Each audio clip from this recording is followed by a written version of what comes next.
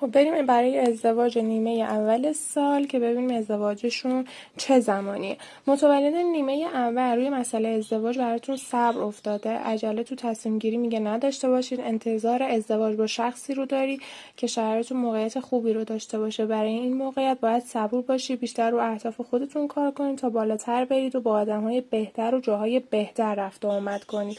شخصی که تو مسیر ازدواجیتون هست از آشنایی و مکانهای جدیدی که میری اتفاق میفته. این شخص چشم ابروی تیره و کمی جوگندمی، اختلاف سنیتون 2 الی 9 ساله و تو کار آزاد و کارفرما و حالا میتونه تالار، بازیگری، رستوران، مغازه و املاکی و غیره باشه. آدم پرکار و پرتلاش و جدی هست و تو وعده‌های زمانی رو داره نشون میده که حالا میتونه ماه و سال باشه که باهاش آشنایی دارین و رابطه‌ای رو شروع می‌کنین و مسیر ازدواجی پرچالش و عاشقانه‌ای رو شروع می‌کنین که انشالله خیره.